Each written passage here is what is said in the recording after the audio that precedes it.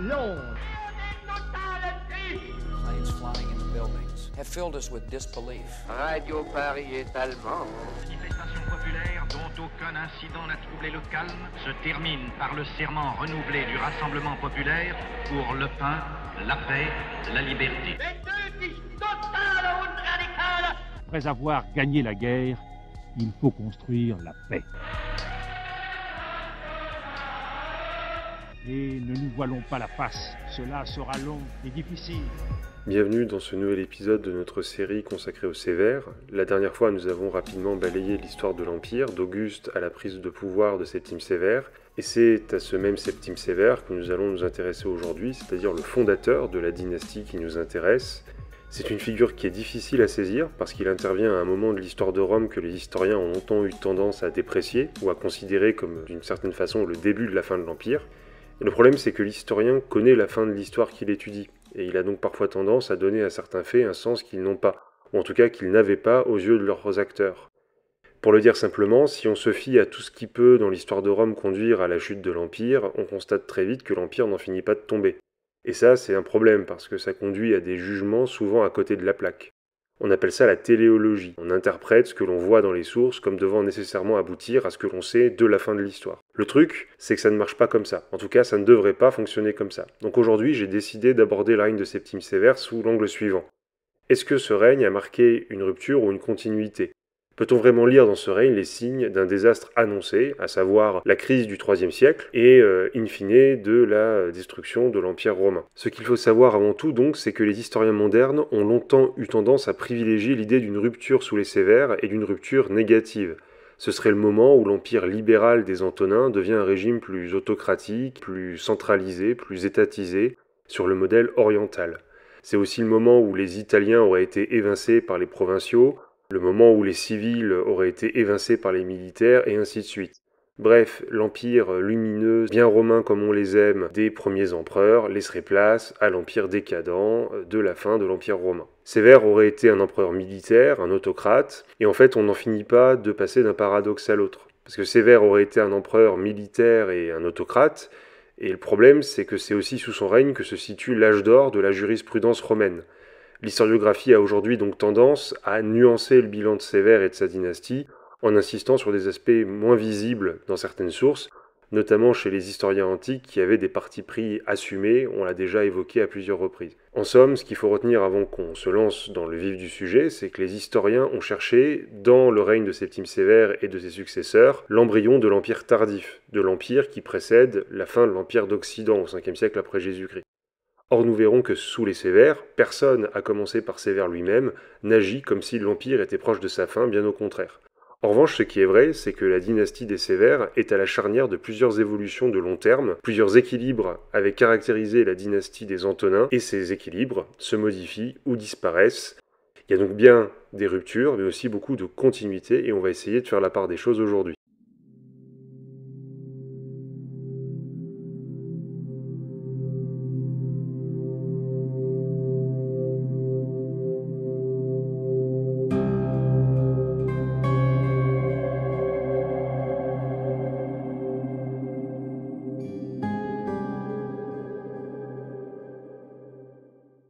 Alors pour commencer sur Sévère, il faut noter que c'est un provincial. Il est en effet né le 11 avril 146 dans la colonie romaine de Leptis Magna ou Leptis Magna en Libye. Il est d'une famille d'aristocrates d'une double ascendance italienne et punique, c'est-à-dire nord-africaine. Cependant, c'est pas non plus un barbare romanisé de fraîche date. Du côté de sa mère, il descend d'Italiens établis dans la cité sous le règne d'Auguste. Sa famille possédait déjà la citoyenneté romaine sous les Flaviens, donc à la fin du 1er siècle après Jésus-Christ, et sa cité était devenue une colonie romaine sous le règne de Trajan. Bref, il vient d'une famille et d'une cité romanisées, il vient pas des marges de l'Empire. Cependant, son origine nord-africaine est en grande partie à l'origine de certains jugements qui ont été portés par les historiens contemporains de son règne, mais aussi par les historiens postérieurs. Cependant, on l'a vu, il vient de l'ordre sénatorial, de nombreux membres de sa famille ont été sénateurs et consuls, donc c'est plutôt une famille intégrée à l'élite romaine. À une époque où Rome n'est plus dans Rome, beaucoup de sénateurs sont d'origine provinciale. D'ailleurs, le principal historien de l'époque, Dion Cassius, en tout cas l'un des principaux historiens dont nous avons gardé les écrits, Dion Cassius était originaire de Bithynie, c'est-à-dire de l'actuelle Turquie. Cependant, Sévère est bien un provincial, il ne découvre Rome qu'autour de 163 après Jésus-Christ, sous le règne de Marc Aurèle, et sous la protection de l'un de ses cousins, Caius, il effectue une brillante carrière au service de l'État impérial. Il entre au Sénat en 170, il commence sa carrière en occupant différentes magistratures, notamment la questure ou la préture, respectivement en 171 et 178, donc ce sont de vieilles magistratures du cursus honorum qu'Auguste avait maintenues malgré la mise en place de l'Empire. Il suit son cousin qui est devenu gouverneur, on le dit proconsul, en Afrique, en tant que légat, vers 173-174, fonction qu'il occupe de nouveau en 180. De retour en Afrique, il se marie une première fois vers 175 à une certaine Pacchia Marciana, d'origine punique comme lui, mais morte 10 ans plus tard. Cette origine africaine, il faut bien avoir en tête qu'elle est loin d'être un handicap pour lui. Le soutien des Africains du Sénat, qui sont relativement nombreux, a joué un rôle dans sa carrière, notamment dans l'obtention de 2 gouvernements successifs en province, une en Gaule lyonnaise et une autre en Sicile, puis au consulat, puis à un autre gouvernement en Pannonie, on va y revenir. Il s'est aussi beaucoup appuyé sur ses compatriotes au cours de son règne, nous le verrons. À partir de 180, il commande une légion en Syrie, puis devient gouverneur de Gaule. C'est à ce moment-là que veuf, il se remarie à une certaine Julia Domna, la fille d'un grand prêtre de la divinité solaire Elagabal d'Émèse, actuellement Homs en Syrie. Ce mariage a lieu vers 187, et Julia Domna, c'est pas n'importe qui. Sa famille est liée à Rome depuis la conquête de l'Orient par Pompée, donc ça nous ramène au 1er siècle avant Jésus-Christ, à l'époque de César en fait, Pompée étant l'un des principaux amis puis rivaux politiques de César, et donc c'est un mariage important à plus d'un titre. D'abord, il révèle le multiculturalisme de l'Empire. On voit qu'au niveau des élites provinciales, des liens étroits se nouent. On a un Africain qui épouse une Syrienne à Lyon, s'il vous plaît. C'est aussi important parce que Sévère, qui bénéficie d'un réseau africain puissant, peut désormais compter sur un nouveau réseau syrien à travers son mariage. C'est aussi un beau mariage parce que Domna se révèle jouer un rôle clé, notamment pour les règnes ultérieurs de la dynastie. Enfin, elle donne des enfants à Sévère. Un premier, Caracalla, puis un second, Geta, ce qui est la base d'une politique dynastique, même si à ce moment-là, évidemment, Sévère n'envisage pas de monter sur le trône. Ainsi, à partir de 187, Septime Sévère peut compter sur une nouvelle clientèle syrienne. Les missions s'enchaînent, il est gouverneur en Sicile, on l'a dit, puis en Pannonie en 191-193. Désormais, il peut ajouter les troupes du Danube à ses soutiens. À 47 ans, donc, Sévère est un sénateur à la carrière bien remplie, mais c'est vraiment le hasard de l'histoire qui fait qu'il va jouer un rôle de premier plan dans le destin de l'Empire.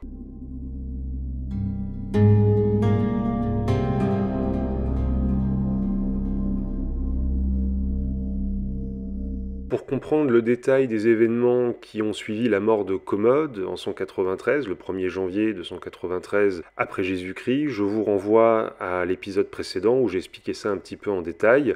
Toujours est-il que dans le chaos qui a suivi la mort de Commode puis celle de Pertinax, c'est le navrant épisode de la vente aux enchères de l'Empire au profit de Didius Julianus, plusieurs gouverneurs de province se lancent dans la course au pouvoir.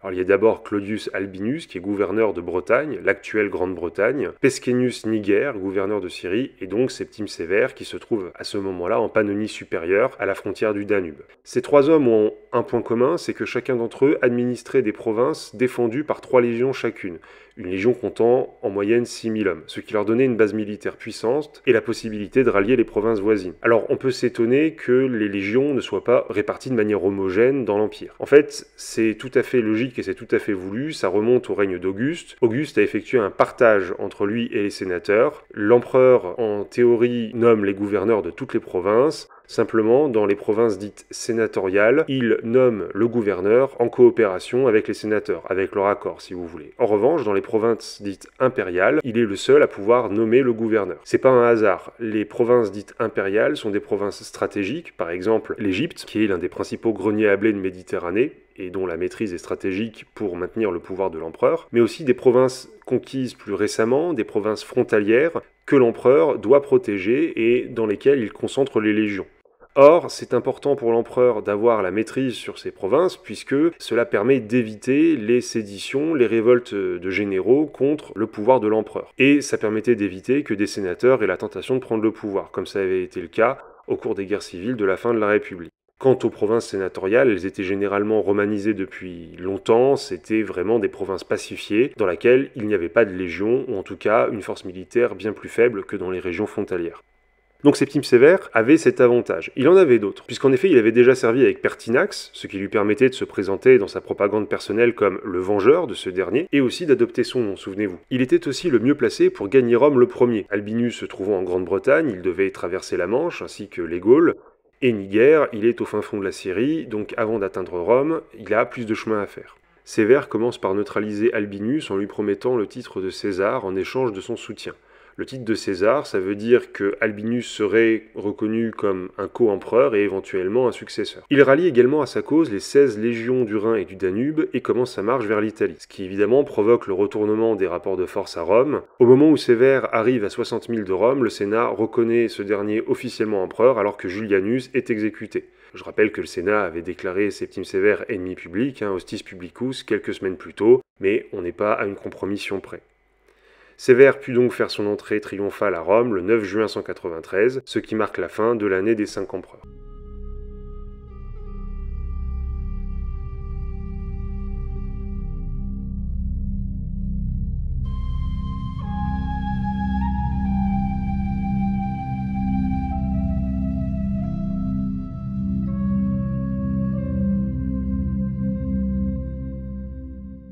Le début du règne de Sévère est d'abord fragile. Sévère doit d'abord tirer les leçons des derniers mois et surtout sécuriser Rome. C'est pourquoi il dissout la garde prétorienne pour remplacer ses effectifs, majoritairement italiens, par des membres de ses légions danubiennes, des Illyriens, plus fidèles à sa personne. Afin de protéger l'Italie d'une éventuelle usurpation ou d'une éventuelle attaque d'un de ses rivaux, je rappelle que si Albinus fait semblant pour le moment d'être allié à Sévère, il y a toujours Pescennius Niger en Orient. Et bien pour protéger l'Italie, Sévère crée 3 nouvelles légions, dont l'une est basée à proximité de Rome. Il augmente au passage les effectifs de toutes les troupes de Rome, les vigiles, c'est-à-dire les soldats du feu, les cohortes urbaines chargées de la sécurité dans la capitale, ce qui augmente considérablement la garnison globale de Rome. Reste à régler son compte à Niger en Orient. Au cours de sa campagne, Sévère enchaîne les victoires, en 193 en Thrace, actuelle Bulgarie, à Cyzique et à Nicée en Asie mineure également, puis à Issos en 194. Niger est vaincu, décapité, sa tête est envoyée à Byzance, assiégée par les troupes de Sévère pour dissuader la garnison de poursuivre sa résistance, et Sévère en profite pour remettre un peu d'ordre en Orient, notamment auprès des vassaux parthes de Rome, les royaumes d'Osroène et d'Adiabène, qui avaient pris fait et cause pour son rival Niger. Le prestige des armes lui étant désormais acquis, il travaille à celui de sa dynastie. Il cherche d'abord à se rattacher à la dynastie des Antonins, en se déclarant le fils de Marc Aurèle et donc le frère de Commode, qu'il fait diviniser. Je vous rappelle que le Sénat, à la mort de Commode, avait bien entendu refusé de lui offrir les honneurs de la divinisation, de ce qu'on appelle l'apothéose à l'époque, qui était pourtant un privilège des empereurs. Et donc Sévère répare ce qui à ses yeux est une injustice qui l'arrange bien, puisque en étant fils de Marc Aurèle et frère de Commode, il appartient à une dynastie divine. Donc son fils aîné, Marcus Aurelius Antoninus, vous remarquerez qu'il n'a pas été appelé au hasard puisqu'il porte le nom de Marc Aurèle, donc le futur empereur Caracalla reçoit le titre de César. C'est un coup politique classique puisque ça permet à l'empereur régnant d'assurer la transmission du pouvoir à son fils quand lui-même passerait de vie à trépas. Souvenez-vous que Marc Aurèle avait fait la même chose avec Commode. Donc de fait, Caracalla, qui a l'âge canonique de 10 ans, devient co-empereur de son père. Alors le problème, c'est que ce faisant, Sévère vide son alliance avec Albinus de toute substance, puisqu'il est bien évident que désormais, ce dernier ne sera jamais le César de Septime Sévère. Et donc ça ne manque pas, Albinus entre en conflit ouvert avec Sévère et passe en Gaule avec ses légions. Sévère rentre d'Orient au pas de course et rencontre les troupes d'Albinus à Lyon en février 197. À l'issue d'une bataille qui a marqué les contemporains par sa violence et son ampleur, Albinus est vaincu après une bataille donc acharnée. Sévère est désormais seul empereur. Alors, bien entendu, je passe sur les détails, mais vous imaginez bien que Sévère ne laisse rien au hasard et ne se contente pas de vaincre Albinus, mais aussi de supprimer sa famille et ses alliés.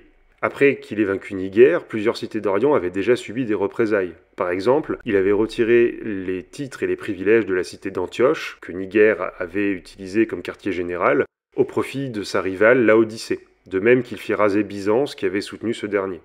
La destruction d'Albinus eut des répercussions équivalentes, notamment au Sénat, dont beaucoup de membres avaient soutenu Albinus. 29 d'entre eux furent exécutés, ainsi que d'autres soutiens de son ex-rival, beaucoup plus modestes. Cette répression, bien que limitée dans son ampleur, accentue la rupture qui s'était fait jour entre l'empereur et le Sénat sous Commode. En se posant en frère de Commode et en le divinisant, tout en réprimant les alliés d'Albinus au sein de l'Assemblée, Septime Sévère prend le risque d'humilier le Sénat. Le pouvoir du Sénat est donc clairement sur une pente descendante, et autant c'est une tendance de long terme, on l'avait évoqué dans le précédent épisode, autant pour les sénateurs qui écrivent l'histoire de Rome, les sénateurs contemporains de ces événements, c'est une véritable rupture et un véritable scandale.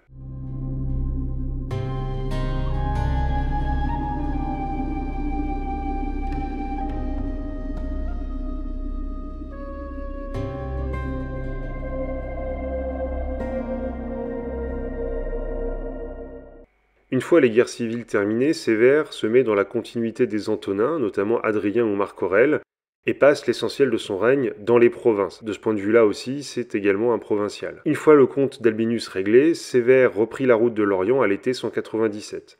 Pendant qu'il affrontait son rival, en effet, l'Empire parthe, un peuple apparenté aux Perses, qui avait un empire au Moyen-Orient, et qui est un rival régulier de l'Empire romain depuis l'époque de la fin de la République. César avait prévu, avant d'être assassiné, de partir en campagne contre les Parthes. Trajan avait fait de même, etc., etc. C'est vraiment presque un passage obligé pour un empereur romain d'aller se mesurer aux Parthes, d'une certaine façon. Bref, pendant qu'il affrontait son rival, ces Parthes, donc, en avaient profité pour attaquer la cité de Nizib en Mésopotamie, donc la Mésopotamie actuelle Irak, à leur territoire romain.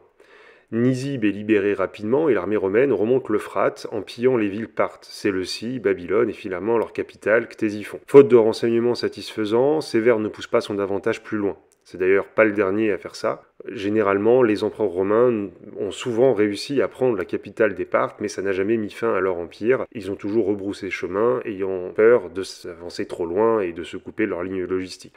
Sévère tente vainement de prendre la ville d'Atra, toujours en Mésopotamie, ce qui ne l'empêcherait pas de prendre le titre de Particus Maximus.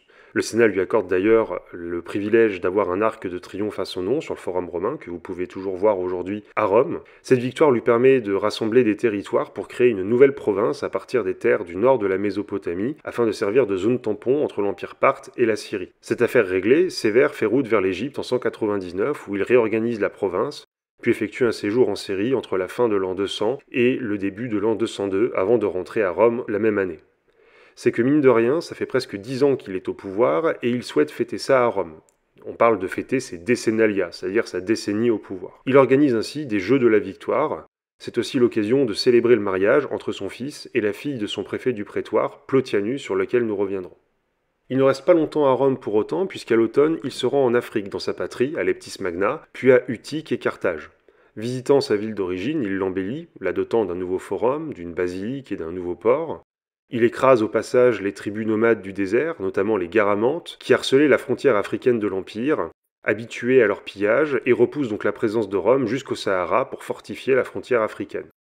Il passe les 5 années suivantes en Italie, entre 203 et 208. Cette période est vraiment un tournant du règne, puisque malgré l'organisation de nouveaux jeux, cette fois-ci jeux séculaires, censés ouvrir un nouveau siècle, une nouvelle période de prospérité, ce qui montre d'ailleurs au passage que Sévère n'a aucunement l'impression d'ouvrir une phase de déclin de l'Empire, c'est aussi une période de tension au sein de la famille impériale, qui se résout par un complot aboutissant à l'élimination de Plotianus et l'exil de la famille de ce dernier. Alors il faut s'arrêter 2 minutes sur le personnage de Plotianus, qui n'est pas resté dans nos manuels scolaires ou dans notre mémoire collective, et que j'ai à peine évoqué jusqu'à présent, alors que pourtant, pendant des années, c'est un personnage qui a eu un pouvoir absolument colossal. Plotianus, c'est d'abord un compatriote de Sévère, originaire lui aussi de Leptis Magna, où il possédait un important patrimoine foncier. C'est aussi un parent éloigné de Sévère, il appartient à la famille maternelle de l'empereur, et il est surtout connu pour avoir été le préfet du prétoire de Septime Sévère, mais on connaît peu sa carrière antérieure, on verra pourquoi un peu plus loin. Ce qu'on sait, c'est qu'il a été un soutien de toujours de Sévère et qu'il a beaucoup fait pour son arrivée au pouvoir. Il est nommé préfet du prétoire en 197, un peu avant la bataille de Lyon ou un peu après, les dates sont un peu fluctuantes, et il est le seul à exercer cette fonction après la mort de son collègue, non remplacé en 200. D'ailleurs, il n'est sans doute pas étranger à la mort de ce dernier.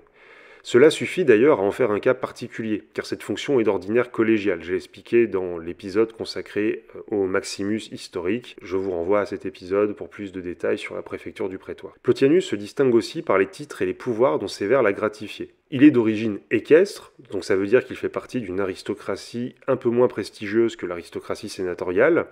Il obtient malgré tout d'entrer au Sénat et exerce même le consulat, ce qui pour un chevalier est complètement inédit. Il parvient même à marier sa fille, Plotilia, au fils aîné de l'empereur, Caracalla, en 202. Il est donc plus que jamais un membre de la famille impériale. Plusieurs éléments montrent aussi son ambition.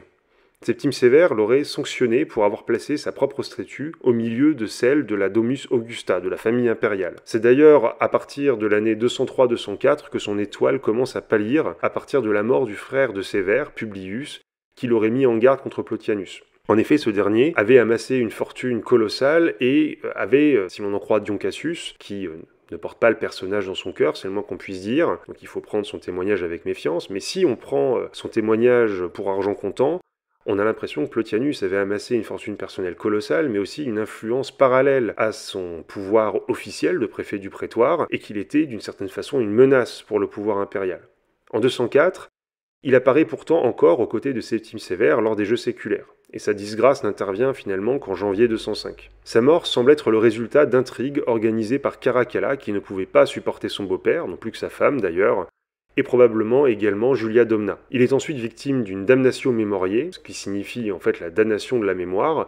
En gros, ça veut dire que son nom est martelé sur de nombreuses inscriptions, ses statues sont détruites, et ses biens confisqués et confiés à un procurateur spécial, ce qui montre d'ailleurs la fortune colossale qu'il avait amassée. Plotilia est répudiée et exilée avec son plus jeune frère aux îles Lipari, puis exécutée avec lui en 211 sur l'ordre de Caracalla. Alors le cas de Plotien, que je résume vraiment à gros traits, est pourtant intéressant à plus d'un titre. Bon, déjà, il illustre la dimension clientéliste du pouvoir impérial. Plotien doit son ascension à sa proximité, à sa loyauté de longue date envers Sévère. Ensuite, il montre l'importance que la préfecture du prétoire a obtenue au tournant des 2e et 3e siècles. Dans l'épisode consacré à Gladiator et à l'éventuel personnage qui aurait pu inspirer le personnage de Maximus, un certain Tarutienus Paternus, préfet du prétoire, on avait déjà vu que sous Marc Aurèle, les préfets du prétoire jouaient un rôle capital. Et bien sous Septime Sévère, on a vraiment sans doute le préfet du prétoire le plus puissant de l'histoire de Rome, avec Plotien. Certes, ce dernier a bénéficié de ses liens familiaux avec Sévère, par le sang et par le mariage de sa fille, ce qui explique que des statues à son effigie aient pu être érigées à Rome et dans les provinces, on en a des traces. Dans le même temps, son parcours soulève pas mal de questions. Pourquoi de telles faveurs pour finalement rétropédaler si violemment ? Pour un empereur vu comme un autocrate, Sévère semble avoir été assez naïf, voire laxiste avec Plotien. Est-ce un effet déformant des sources ?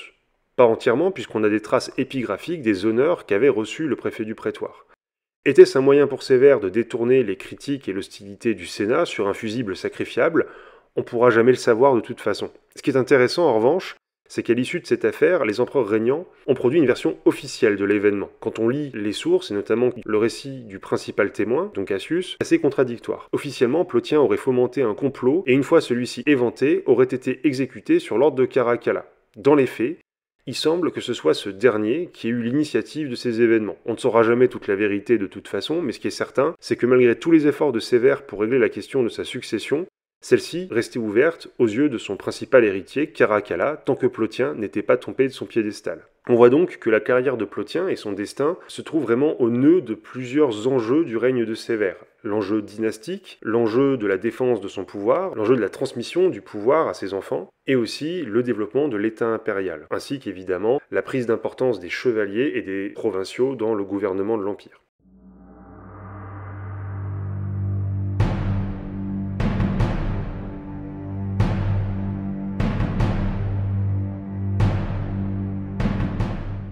Toujours est-il que la déchéance de Plotien arrive à un tournant du règne.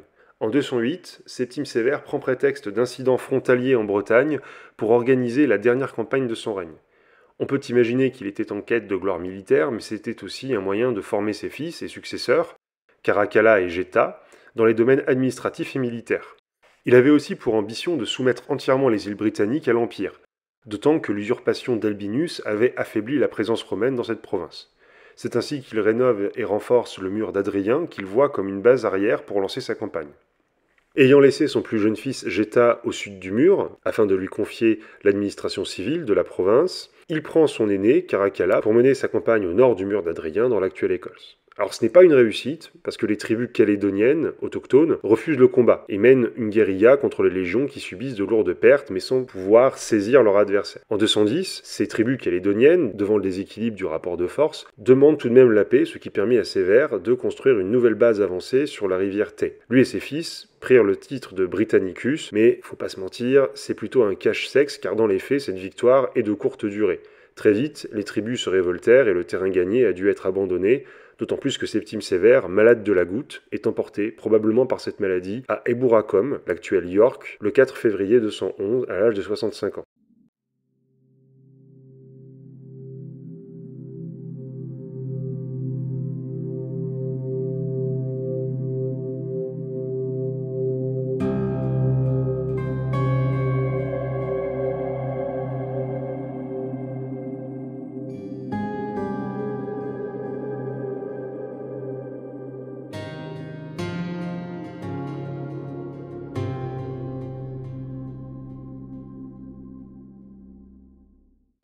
Il est temps maintenant de s'interroger sur l'impact qu'a eu le règne de Sévère dans l'histoire de l'Empire romain. Et ça commence par une question qui est liée à la nature militaire du pouvoir de Septime Sévère. Son arrivée au pouvoir dans la guerre civile, son inclination à s'attacher la faveur de la troupe a conduit les historiens à considérer que le règne de Sévère marquait une rupture dans le style de gouvernement de l'Empire. Ce serait la fin du principat, dans lequel l'empereur n'est que le premier des citoyens, et le début du dominat, plus autoritaire. C'est une vision des choses qui est très datée parce que dans les faits, le Principat n'a jamais été libéral et que Septime Sévère ne se distingue pas particulièrement de certains de ses prédécesseurs en termes de violence politique. En revanche, le contexte l'a conduit à s'adapter et le poids de l'armée s'alourdit, c'est indéniable. Dans le même temps, dans la continuité de Commode, Sévère prit peu de pincettes avec les sénateurs, dont il faisait pourtant partie. Ces derniers se sont donc volontiers alarmés contre ses prétentions dynastiques, l'augmentation de la fiscalité et la divinisation accrue de la figure impériale et de sa famille. En effet, la famille impériale est désormais appelée dans les documents officiels la Domus Divina, la maison divine. Sa femme, Julia Domna, avait d'ailleurs reçu le titre de Mater Castrorum, ce qui signifie mère des camps, qu'on devrait d'ailleurs compléter puisque la titulature totale c'est mère des camps, d'Auguste, du Sénat et de la patrie, rien que ça. Manquant de soutien au Sénat, il se tourna aussi davantage vers les chevaliers à qui il confia plus de postes, ainsi que sur les provinces au détriment de Rome et de l'Italie. Là aussi, c'est la poursuite d'une tendance de fond, mais ça a été vécu par nos sources, les sénateurs qui écrivent l'histoire de Rome, et notamment Dion Cassius, comme une rupture, une révolution et le début d'un âge de fer du politique. Le changement réside donc peut-être plus dans le fait que ces tendances deviennent désormais bien visibles aux yeux des sources, aux yeux des contemporains, et donc aux nôtres. En somme, sous Septime Sévère, l'Empire est encore puissant et capable de se projeter sur ses marges. On voit pourtant qu'il n'est pas capable de faire davantage. La plupart des conquêtes de Sévère sont soit de courte durée, comme en Bretagne, soit des entreprises de consolidation, comme en Afrique, ou à la frontière avec l'Empire parthe. On est donc plus sous Trajan. Sévère n'est pas cependant qu'un soldat. On retrouve l'un des paradoxes de la dynastie, une image de violence qu'il faut donc nuancer. Plotianus est remplacé par un juriste, Papinianus, ou Papinien, qui avec d'autres juristes qui sont sous sa coupe vont désormais jouer un rôle capital sous son règne et sous ceux de ses successeurs, notamment Ulpien et Paul. C'est l'âge d'or du droit romain. Il ne faut pas oublier que Sévère, comme Nerva ou Marc Aurèle avant lui, avait étudié le droit. On a tort de le voir comme un militaire bas du front, car la nomination de juriste comme Papinien montre son souci d'accomplir la fonction législative et judiciaire de l'Empire, ce dont témoignent les comptes rendus d'audience impériale conservés dans le Digeste, qui est un ouvrage qui est en fait une collection de décisions judiciaires prises par les empereurs, rassemblées sous Justinien, donc au début du Moyen-Âge, donc à une période tardive, mais qui néanmoins récupère les décisions juridiques des empereurs romains et de leurs juristes. Les historiens du droit constatent par ailleurs qu'à partir de Septime Sévère, les décisions impériales devenaient des produits d'une qualité beaucoup plus professionnelle, égale à celle des réponses données par les juristes en leur nom propre, ce qui signifie que Septime Sévère avait de vraies compétences juridiques. Et donc, on va le voir, effectivement, c'est un règne qui a eu une importance dans le domaine militaire, mais aussi dans le domaine civil. Sévère a cherché à empêcher à ce qu'un autre puisse prendre le pouvoir à sa manière, c'est-à-dire par la guerre civile. Or, c'est parce qu'il existait des provinces à 3 légions qu'il avait pu prétendre à la pourpre. Il décida donc de diviser les provinces à 3 légions de Pannonie et de Syrie afin de décourager les futurs gouverneurs de se révolter. Ainsi, la Pannonie fut divisée en 2 nouvelles provinces, Pannonie supérieure et Pannonie inférieure. Même chose pour la Syrie, divisée en Syrie coélée, ce qui veut dire Syrie creuse, et Syrie phoniquée, c'est-à-dire Syrie-Phénicie, l'actuel Liban, quoi. La Grande-Bretagne fut également divisée en deux provinces, Britannie supérieure, Britannie inférieure. Alors on ne sait pas exactement d'ailleurs pour ce dernier cas si ça a été fait sous Sévère ou sous son fils, mais le résultat est le même. Dans le même temps, il crée aussi des provinces comme celle de Numidie pour faire tampon avec le Sahara. On voit ici qu'il n'est donc pas qu'un militaire, mais aussi un administrateur de talent. Dans le même temps, l'armée est elle-même réformée. On attribue à Sévère un souci maladif de la loyauté de l'armée, à tel point que sur son lit de mort, il aurait conseillé à ses fils, ouvrez les guillemets, « Soyez bons l'un envers l'autre, enrichissez les soldats et moquez-vous de tout le reste ». Bon, c'est évidemment une citation qui est trop belle pour être vraie, c'est donc un apocryphe. Vous savez, il est de bon ton chez les historiens anciens de faire parler très longtemps les empereurs ou les rois agonisants, en leur mettant dans la bouche ce que en fait l'auteur a envie de faire passer comme message. Cela dit, c'est vraiment une image qui colle à la peau de Septime Sévère. Alors qu'en est-il? On l'a rapidement évoqué, le règne de Sévère est un règne où l'armée croît considérablement en effectif. Les prétoriens sont désormais 10 000 à Rome, tous ne sont plus italiens, ce qui a sans doute d'ailleurs contribué à la méfiance que leur témoigne Dion par exemple. Aux prétoriens, il faut ajouter les 6 000 hommes de la 2e légion parthique que Sévère a stationné près de Rome, les 7 000 vigiles, les 6 000 membres des cohortes urbaines et les 1 000 cavaliers de la garde personnelle de l'empereur, les equites singulares. La présence des militaires à Rome est donc renforcée, et l'armée est donc plus visible, l'empereur commandant directement à 30 000 hommes. Pour certains historiens, on a ici une innovation qui annonce l'armée romaine tardive, avec l'organisation d'un corps d'armée mobile qui accompagne directement l'empereur dans ses déplacements, ce qu'on appellera plus tard le comitatus, notamment sous Constantin, au IVe siècle après Jésus-Christ. Cette augmentation de la présence militaire à Rome a sans doute contribué à l'impopularité de Sévère dans nos sources. Il faut comprendre que le légionnaire romain sous Septime Sévère, ce n'est plus le légionnaire de César, qui d'ailleurs lui-même n'était plus le légionnaire des débuts de la République. L'armée romaine, ça fait très longtemps, ça fait depuis le IIe siècle avant Jésus-Christ, que ce n'est plus une armée de citoyens. C'est une armée qui est en partie composée de citoyens romains, mais plus seulement. Ce ne sont plus des citoyens qui font leur service militaire, c'est une armée qui est basée sur le volontariat. C'est donc une armée professionnelle, mais aussi une armée qui s'est provincialisée. Le recrutement, fondé sur le volontariat, repose sur les paysans des provinces de l'Empire, et tous ne sont pas encore citoyens. Tous n'ont pas encore donc les mêmes droits que les citoyens romains à travers tout l'Empire. Les troupes sont donc paradoxalement parmi les catégories les moins romanisées, alors qu'elles sont chargées de la défense de l'Empire. Toujours est-il que sous les Sévères, les soldats connaissent une promotion sociale. Les militaires obtiennent le droit de porter l'anneau d'or, ce qui les rapproche des membres de l'ordre équestre, que les officiers sont nombreux d'ailleurs à intégrer. Or, l'ordre équestre gagne en poids dans l'administration de l'Empire. Mais c'est aussi le règne au cours duquel les soldats sont mieux payés. Pour assurer la fidélité des troupes, la solde annuelle des légionnaires passe de 300 à 500 deniers par an. Ça pose un certain nombre de problèmes, parce qu'il faut bien financer de telles augmentations d'effectifs et de salaires, et ce, alors même que, souvenez-vous, le règne de Commode avait laissé les finances publiques dans un état désastreux. Or, à l'époque, il n'y a pas 36 moyens de récolter de l'argent pour l'État. L'une des principales sources de revenus de l'État, c'est la guerre, qui est l'occasion de pillage ou d'imposer des tributs aux vaincus. Mais ce n'est qu'un expédient, parce qu'en réalité, l'Empire romain ne s'étend plus vraiment, et ces guerres sont de plus en plus des guerres défensives. Reste aussi bien entendu l'impôt, mais à l'époque, comme aujourd'hui, c'est bien entendu impopulaire. Donc on y a recours, mais on essaie de ne pas en abuser. Alors qu'est-ce qui reste? Eh bien c'est la dévaluation, c'est-à-dire que la monnaie d'argent, le denier, a été dépréciée. C'est-à-dire que la part d'argent dans l'alliage qui formait le denier d'argent, qui était souvent mêlé à de l'étain ou à du bronze, a été dépréciée pour pouvoir mieux payer les troupes. Les effets de cette mesure sont encore discutés, mais ce qui est certain, c'est qu'elle a créé un précédent. Les futurs empereurs n'hésiteront pas, désormais, à faire de même pour payer leur armée, ce qui évidemment va poser des problèmes économiques. Les sources, comme Dion ou Hérodien, sont d'ailleurs un peu dures avec Sévère pour avoir favorisé l'armée au détriment des civils, qui virent leur impôt augmenter. Autre réforme importante, la fin de l'interdiction du mariage au sein de l'armée romaine. En théorie, avant Septime Sévère, un homme qui s'est engagé dans l'armée romaine ne peut pas se marier avant d'avoir fini son service. Or, le service dure plus de 10 ans. C'est donc pas rien de donner aux soldats le droit de prendre une épouse. Cela donnait des droits légaux aux épouses des soldats, qui avant l'interdiction n'étaient en fait, aux yeux de la loi, que des maîtresses, des concubines, et donc n'avait aucun recours juridique, leur relation étant informelle et non contraignante. C'était aussi une façon d'assurer sa popularité auprès de l'armée, et dans le même genre d'ailleurs, il autorise les officiers à former des associations appelées collèges. Ces mesures ont contribué à nourrir la légende noire de Sévère, celle d'un empereur militaire qui serait dépendant de l'armée, et qui régnerait à travers l'armée. Arrivé au pouvoir à la faveur d'une guerre civile, faisant suite à un siècle de continuité dynastique relativement pacifique, il a suscité une certaine défiance dans les sources littéraires gagnées à la cause du Sénat, traditionnellement méfiant envers l'armée.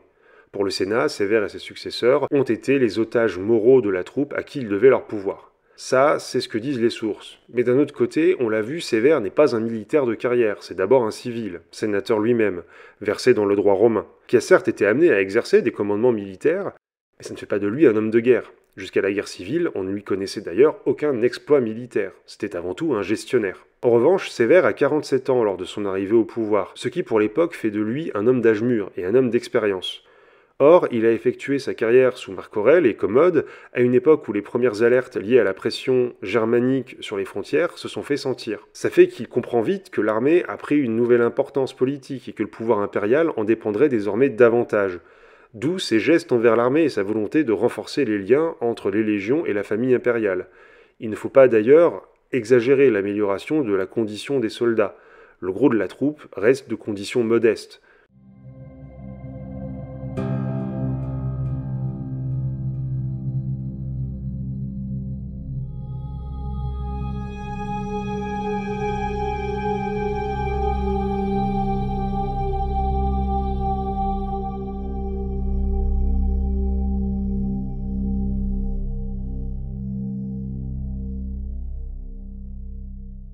Alors que retenir de ce règne? Alors il est évident que je n'ai pas eu le temps de parler de tout, j'ai laissé certains aspects délibérément de côté pour les traiter à part à un autre moment, mais du coup, d'un point de vue économique, social et politique, que retenir du règne de Septime Sévère? Tout d'abord, ce que je voudrais que vous remarquiez, c'est que pour une dynastie qui marquerait le début de ce que Dion Cassius a appelé un âge de fer, les choses ne vont quand même pas si mal. Il ne faut donc pas avoir un point de vue téléologique. En 204, quand Septime Sévère organise les Jeux séculaires qui devaient marquer la naissance d'un nouvel âge d'or, personne n'envisage que Rome ne soit pas éternelle. Au total, le bilan est plutôt considérable. Reconstruction d'une partie de Rome et de plusieurs cités dans l'Empire, réorganisation des administrations centrales et provinciales, mais aussi de l'armée. Il laisse à ses successeurs un empire renforcé et pacifié et aux frontières consolidées. On voit donc que son règne s'inscrit dans la continuité de ceux des Antonins. On n'a pas vraiment de rupture. En revanche, on voit que les tendances de fond se radicalisent, sont de plus en plus visibles, notamment la prise d'importance de l'armée et des provinces dans la légitimation du pouvoir impérial au détriment de Rome et du Sénat. C'est aussi un témoignage, cette évolution, de l'intégration impériale. Finalement, Rome, de ce point de vue, elle a réussi à intégrer autour de la Méditerranée des provinces extrêmement diverses. Il est vrai que les provinciaux renforcent leur présence dans les hautes sphères. Dion Cassius, pour commencer, qui est bithynien, je l'ai dit, Plossien, Ulpien, qui sont d'origine africaine. Les cohortes prétoriennes, la cour, la vie intellectuelle donnent la part belle aux provinciaux.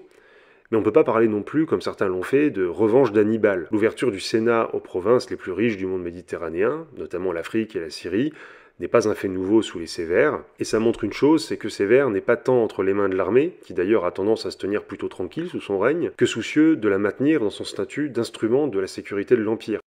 La revalorisation de la carrière militaire sous Sévère, c'est pas seulement un geste de générosité intéressée envers les troupes, c'est aussi une nécessité politique. À un moment où les frontières étaient de nouveau menacées, on avait besoin de maintenir la motivation, l'ardeur et la loyauté de l'armée envers l'État et la société romaine.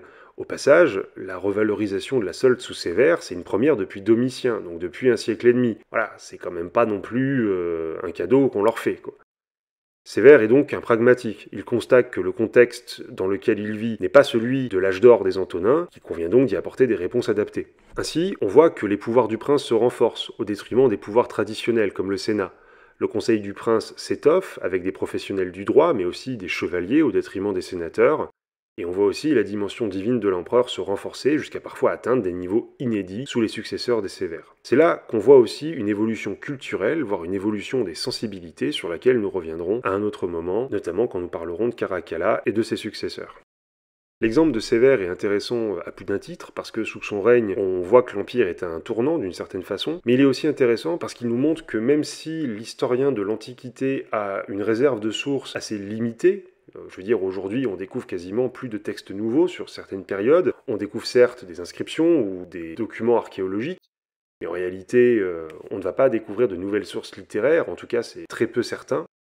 Et bien malgré tout, il y a toujours du travail à faire. On a toujours besoin de relire les sources à période régulière parce que les interprétations que nous faisons du passé dépendent beaucoup des lunettes que l'on porte dans notre présent. Et donc il est nécessaire de toujours apporter une nouvelle lecture sur des périodes que l'on croit bien connaître et sur lesquelles on a porté parfois des jugements définitifs et en tout cas trop hâtifs. L'histoire, c'est une science cumulative et c'est une science qui, comme toutes les sciences, d'une certaine façon, remet 20 fois sur le métier son ouvrage et consiste toujours à interroger ce que les historiens précédents nous ont laissé, afin de faire avancer la compréhension qu'on a du passé. Dans le prochain épisode, nous nous intéresserons à Caracalla, le successeur de Septime Sévère, qui est sans doute l'un des empereurs les plus métal de l'histoire de l'Empire, et on essaiera également de s'intéresser à l'une de ses principales mesures, qui est son fameux édit de Caracalla, qui n'est pas un édit, mais peu importe, et qui avait donné la citoyenneté à tous les hommes libres de l'Empire. On essaiera de comprendre quels sont les tenants et les aboutissants de cette mesure qui est encore appris, pour le coup, dans nos manuels d'histoire, mais dont on a parfois du mal à connaître la véritable signification. C'est la fin de cet épisode de Mémoire vive, j'espère qu'il vous aura plu. Nous sommes désormais sur YouTube, allez donc vous abonner et interagir avec nos vidéos pour flatter l'algorithme. Vous nous retrouverez, ça change pas, sur vos plateformes de podcast favorites et sur nos réseaux sociaux. On se retrouve très bientôt pour la suite de cette série consacrée aux Sévères et n'oubliez pas que l'histoire se conjugue au présent.